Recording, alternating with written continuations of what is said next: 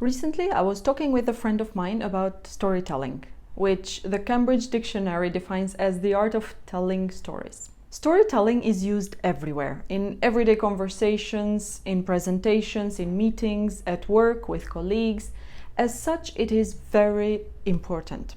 Storytelling is an art and a skill. It can be learned. Like any other skill, it is possible to learn through practice. There are quite a few uses for storytelling. 1. Storytelling is used to pass stories and knowledge from generation to generation. Remember how when we were kids, our grandparents would tell us tales for entertainment, but also to convey something that we would otherwise not memorize it. One of the fables I remember to have heard about first was Aesop's The Fox and the Grapes. You know, when the fox wanted to eat grapes hanging from the branches of a tree, and because it couldn't reach them, said, "I don't even want those sour grapes." The lesson was very meaningful to me, and because it was a story, it stayed with me from the first time I heard it. If my grandfather had instead told me, "There are people who pretend to despise what is out of their reach," I'm pretty sure I would have forgotten it the very next day. See, stories have the advantage of being easy to remember. 2. Storytelling builds trust and familiarity.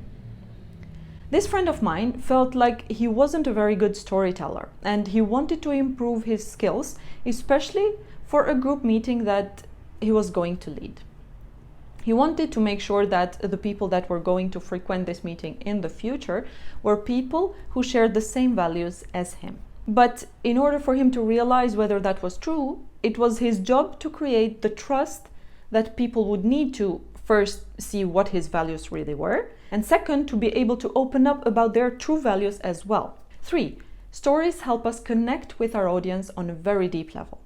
If my friend were to lead that meeting with just facts, like "we're here to help each other, and for that, let's first see whether we all share the same values," and then just go on about saying, "Okay, so my values are this and that." That is indeed him sharing what his values are. But will he be able to connect to his group? Not at all. You saying, "This is me, I am a hard worker, I am trustworthy," doesn't really convince your audience that you truly are a hard worker and trustworthy. But if you were to say, "When I started working with the company, I made sure I was doing my job, but I also wanted to bring something extra. So I was always on the lookout for opportunities that would interest the company, and I was actually coming across very interesting ventures that I shared with the CEO.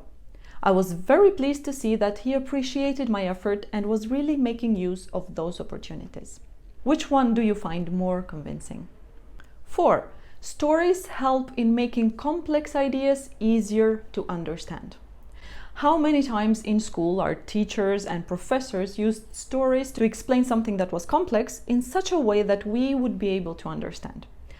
I had finished my master's when I came across a short presentation from one of my internship advisors. He had to explain to a diverse research community what his team was working on. Without me going into any detail, he had come up with a very simple and easy comparison that made what would sound so complex to researchers in other fields very easy to grasp, and all under 3 minutes. That is the power of stories. 5. They create and solidify relationships. What kind of relationship do you have with people who you do not share stories with? It's either no relationship at all, or just an acquaintanceship, or maybe not even that, but something right there in the middle. With our family and friends, we are sharing stories all the time, be it for the sake of proving something, conveying an idea, or just to share a story because it had an impact on us. But it is the fact that we share these stories that make us feel more connected to each other on a human level. When we see that, for example, we all make mistakes, or when we need the other person's support and advice because we're going through something. Stories bring us closer as human beings. And 6, storytelling is crucial for leaders to teach, influence, and inspire others. Storytelling is very important for teaching. Considering that the storyteller uses words that impact us on different levels, stories work for all types of learners, visual, auditory, and kinesthetic. By sharing the story of a mistake, for example, that we made, we help our interlocutor learn from our mistake. Leaders who are very fact-oriented are powerful, of course, but they are not even close to how powerful leaders who are good storytellers are. Good storytelling leaders can very easily get their team on board with their mission by telling stories that made them have that mission. Stories inspire people. Take, for example, Martin Luther King Jr.'s I Have a Dream speech. How powerful and inspiring can a story be that it carries a civil rights movement? You can also listen to many commencement speeches to see how incredibly inspiring stories can be. The goal in every communication, which, in case you didn't know, is the purpose of my channel and every single one of my videos. The goal in every communication is to influence our interlocutor. And the best and most effective way to influence others is through storytelling. So in this video, I want to share with you 4 tips that will improve your storytelling skills. And for those who watch until the end, I have added 1 trick and 1 treat to give you something extra. Let us start. Number 1, determine the goal of your story. If you have a story that you want to share with others, but do not have a clear objective why you want to tell it, find out. If you heard of something funny and you want to share it with your friends, the end goal that you could have is to make them laugh. If you did something wrong and you want to tell it to your employees, then the objective could be to warn them to avoid the same mistake. You should have it very clear in your head why you want to share a story with your audience. It should be clear for the audience as well. Only then will your story have achieved its goal. But your audience will not be able to see the objective of your story unless it is very clear for you first. A story with a clear goal will, firstly, make your audience connect with you on a deep level. The reason why is the goal of your story is the level where you meet your audience. We all have had cases when we shared a simple story with a friend and they understood us immediately. And that is because they are quick to understand the reason why we are telling the story in the first place. Other times we have tried to tell a joke, for example, to someone who didn't really know us, and the joke fell flat. There could be many reasons for that, but one reason is that the other person did not know us enough to understand quickly why we were telling that joke. They weren't connected to us, and we didn't make it obvious for them the reason why we were sharing it. But a good delivery of the joke, which starts with defining the reason why we are telling it, makes our interlocutors connect with us immediately. Secondly, a story with a clear end goal has a bigger impact on your audience. The main reason behind this is when you have a clear objective for telling a story, you care more about it. When you care about your story, it shows in every part of yours. Your posture, your voice, your gestures, and that is very obvious to your audience, which, seeing how much you care about your story and understanding themselves why that story could be important for them too, is much more impactful than if that goal was missing or was not clear. Number 2, structure your story. Any story should have 3 stages: an opening, a development, and an ending.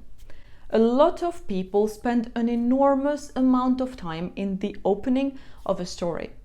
How do I start? What should I say first? They are so worried that they are going to ruin the entire story with a not so good opening. What I say is an opening could only be good or bad, not so good or not so bad. What is a bad opening is one that is weak, too long, and most importantly, one that gives information that serves no purpose to the following stage and to the entire story. For example, my friend in the opening of his story introduced a piece of information that was crucial for his entire story, but he didn't really use it in the development stage. Think of the opening as the point of setup for the entire story. You should already have the objective of the story clear for you, so then you specify the information that is going to be important for the story. Information that will grab your audience's attention, or you could come up with a metaphor as well, if it works for your story. The development stage is the stage where you build upon the elements that you introduced during the opening. You should include details that will make your audience feel like they were there inside your story. This can be done by using descriptive words and words that provoke different senses.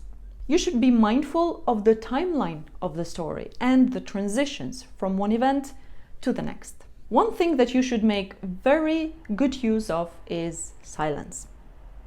Silence is very powerful, especially in stories. It can build suspense for what happened next. It can be used as a moment of thinking and reflection during which you search within yourself for the best word to use or the best way of describing something. You could also ask your audience questions or make small jokes. All these elements engage your audience instead of putting it to sleep. At the end of this stage, your story reaches its climax. After that comes the third stage, which is the ending. The ending should not, much like the opening, last for too long.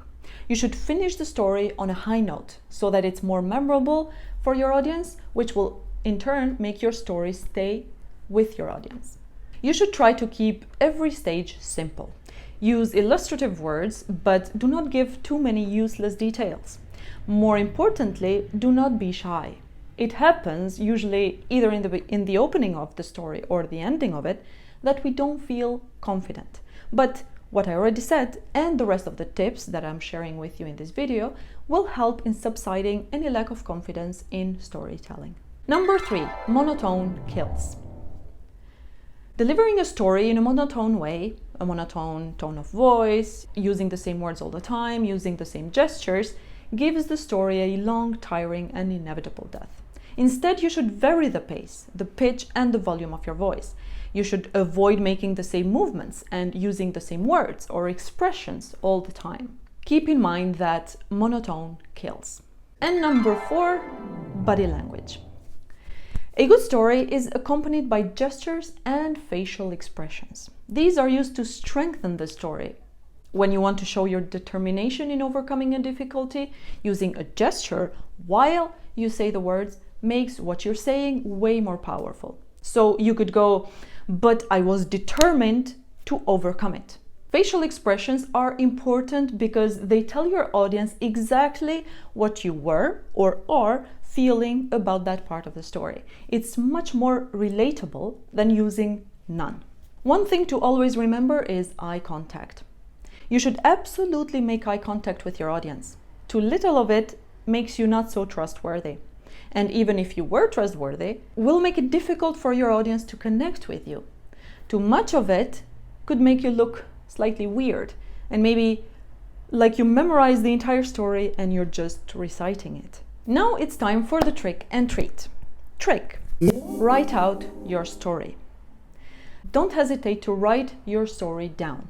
You could write just an outline, you could write bullet points, or you could write the entire story. As a start, I recommend you write the entire story down. Then record yourself telling that story, and then watch the recording. You will find it very easy to realize what you were doing wrong, whether the opening or the ending lasted for too long, if you used one word a lot, if you used filler words a lot, if you didn't use gestures at all. Like I said, storytelling is a skill, and as such, practice makes perfect. So practice as much as you can. And the treat: know your audience. When you want to share a story with an audience, you have to make sure that the audience will become emotionally invested in your story. That can only happen if you know your audience, what they like talking about, if they have a sense of humor, if they share the same values as you. And like in any kind of communication, remember that it is not about you and it is all about them. All these 6 tips, trick and treat, are here to give you some elements and a structure that you could easily put into practice for storytelling. One very important thing that I have meant them for is to give you confidence. Confidence in yourself to tell that story well. Remember that storytelling is an absolutely fundamental skill to have in our lives, and it is never too late to learn how to do it well. I will see you guys in the next video.